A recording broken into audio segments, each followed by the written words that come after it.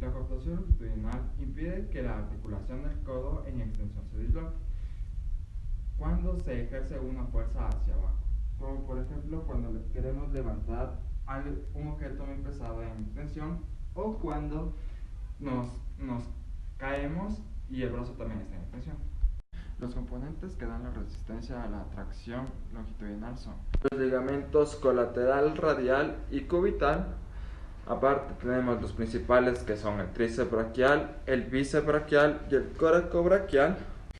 Sin embargo, también participan los del antebrazo, que es el braquio radial, los epicónilos, que son los extensores de muñeca, y los de la epitrocleares, que son los flexores de muñeca. La cabeza del radio es la que se encarga de recibir las presiones longitudinales.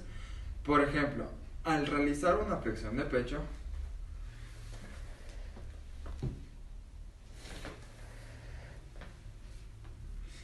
al recibir tanta fuerza, esta cabeza puede fracturarse, causando lo que es el síndrome de Essel-Lopestri, que es la dislocación de la articulación radiocubital distal por la afección de la cabeza del radio. Esto se puede dar no únicamente por la fractura, sino por la compresión o estirpamiento. Para que exista una mayor coartación del codo, este debe ser en flexión de 90 grados, teniendo mayor eficacia los músculos coracobraquial y bíceps braquial. La pronosupinación es un movimiento de rotación del antebrazo en torno al eje longitudinal. Se da en dos articulaciones de tipo anartrosis. La articulación radiocubital proximal, esta pertenece anatómicamente a la articulación del codo. La articulación radiodistal, esta difiere automáticamente de la articulación radiocarpiana. La dinámica de la articulación distal, el cúbito permanece fijo y solo el radio es móvil. El eje de la pronosupinación pasa en la mano por el borde del quinto dedo. Cuando se hace la rotación longitudinal, que es esta, solo hay una consecuencia, que es la presencia del segundo hueso, que es del radio, que soporta por sí solo a la mano y gira alrededor del primer dedo. El cúbito, gracias a dos articulaciones radiocubitales. Las condiciones para medir la pronosupinación. La pronosupinación solo puede medirse con el codo flexionado 90 grados pegado al cuerpo. Con el codo flexionado 90 grados, la posición anatómica o posición intermedia, o también la posición cero, determinado por la posición del pulgar hacia arriba y la palma de la mano hacia adentro. No es pronación ni supinación. A partir de esta posición intermedia se miden las amplitudes de los siguientes movimientos de la pronosupinación, que es la posición de supinación. Se realiza cuando la palma de la mano se dirige hacia arriba con el pulgar hacia afuera. La posición de pronación se realiza cuando la palma de la mano mira hacia abajo y el pulgar hacia adentro. Al momento de realizar las anteriores posiciones, el antebrazo y la mano están alineados. La mano en posición intermedia, paralela al eje sagital. Cuando la mano está en posición de supinación, se sitúa en el plano horizontal. Entonces su amplitud es de 90 grados. La mano en posición de pronación apenas alcanza el eje horizontal. Su amplitud de movimiento de pronación es de 85 grados. La utilidad de la pronosupinación es uno de los más importantes, ya que es indispensable para la alimentación, el aseo,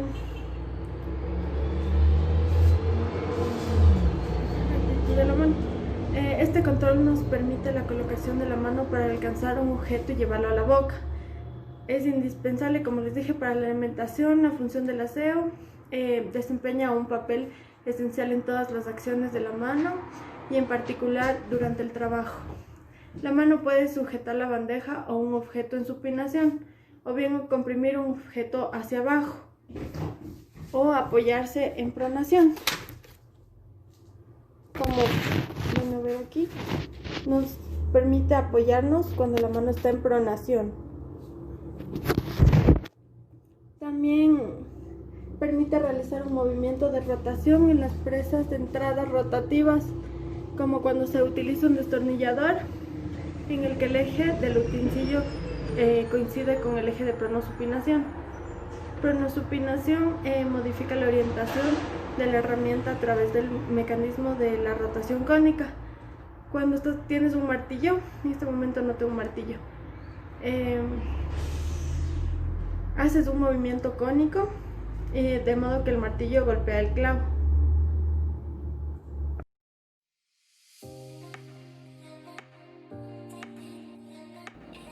La articulación radiocubital proximal es una trocoide. Por lo tanto, está constituida por dos superficies más o menos cilíndricas. Comenzando por las partes, hablaremos de la cabeza radial, que es el contorno cilíndrico.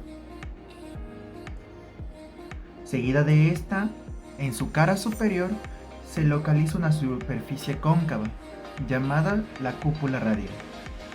En esta se articula con el cóndilo humeral. Siguiendo con sus partes, hablaremos del anillo ostofibroso y la pequeña cavidad sigmoidea del cúbito, que más adelante podremos verla a mejor detalle.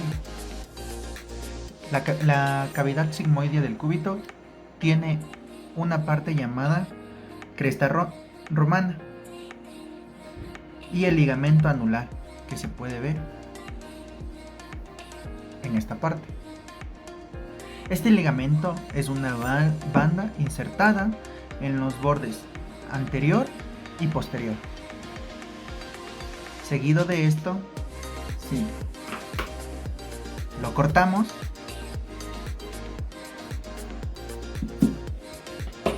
y separamos los segmentos, podremos ver el ligamento cuadrado y de igual manera podremos ver la cavidad sigmoidea del cúbito y la cresta roma. El ligamento cuadrado, al ser un ligamento, es una banda fibrosa que se inserta en el borde inferior de la cavidad sigmoidea del cúbito y en la base del contorno interno de la cabeza radial. Lo conectamos y así se vería desde abajo.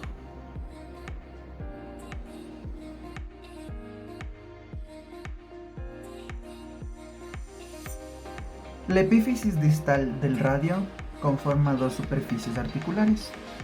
La primera, que se localiza en la porción inferior, es la cavidad glenoide radial con su fosita escafoides, donde se va a insertar el hueso de la mano llamado escafoides. Seguido de este se encuentra la fosita semilunar. De igual manera se articulará con el hueso semilunar que se encuentra en la mano. La segunda superficie que conforma la epífisis distal del radio está conformada por la cavidad sigmoidea del radio, que se ubica entre la rama de desdoblamiento del borde interno del hueso. En este caso sería este círculo de aquí. En su borde inferior, como tal se ve, se encuentra el ligamento triangular situado en el plano horizontal. Este ligamento a su vez es un medio de unión y una superficie articular.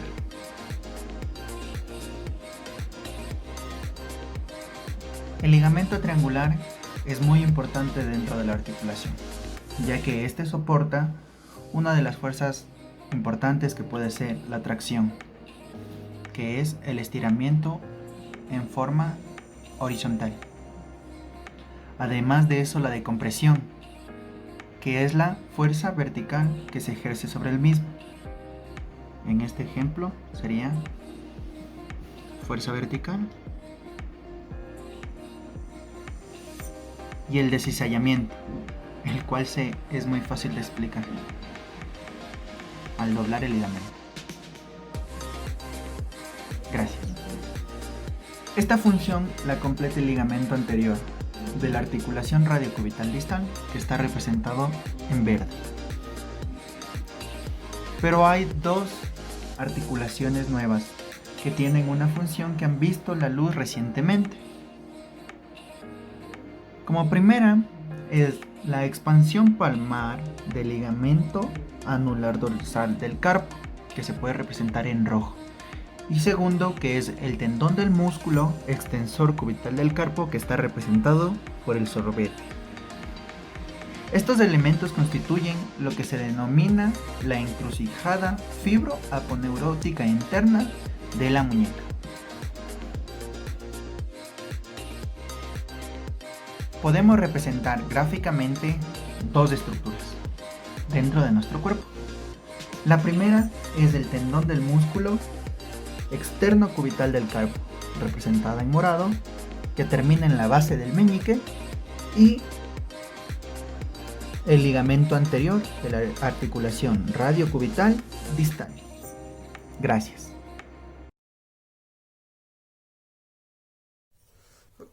Yo les voy a hablar de por qué tenemos dos huesos y no solo uno en el antebrazo. Si únicamente tuviéramos un solo hueso en la parte proximal, esta articulación se volvería en artrosis. Al momento de que tenemos varios movimientos, causaría un fuerte cizallamiento en todas las estructuras, que esto sería, puede ser músculos, tendones, vasos, arterias. Los tendones se acortan al momento de realizar lo que son rotaciones. Estas rotaciones son los movimientos de pronosupinación. ¿Ya? Al momento que realiza un trayecto mucho más largo el tendón, lo que causa es una pseudocontracción a nivel de la mano, que es una falsa contracción. Esta falsa contracción lo que pasa es que impide el desplazamiento correcto de los músculos flexores y extensores del carpo. Estos músculos son extrínsecos, entonces lo que pasa es la disminución de la fuerza y el volumen de todos estos músculos. Al momento de tener dos huesos, primeramente el radio se encuentra por fuera del cúbito, manteniendo lo que es el valgo fisiológico. Esto nos ayuda a poder llevar mucho más fácil lo que es la mano hacia la boca o hacia distintas partes, mucho más fácil. Ya. Al momento de realizar lo que son los movimientos de pronosupinación, lo que va a suceder aquí es que el músculo, los tendones ya no se van a enrollar en el hueso, ya que el radio lo que va a realizar es un movimiento de sobreponerse en el cúbito. Lo que va a realizar el tendón o el músculo es únicamente un acompañamiento al hueso. Esto ya no va a suceder, lo que no va a suceder es la pseudocontracción que se mencionó antes, y tampoco se va a perder el volumen y la fuerza de los músculos extrínsecos de flexión y extensión de muñeca.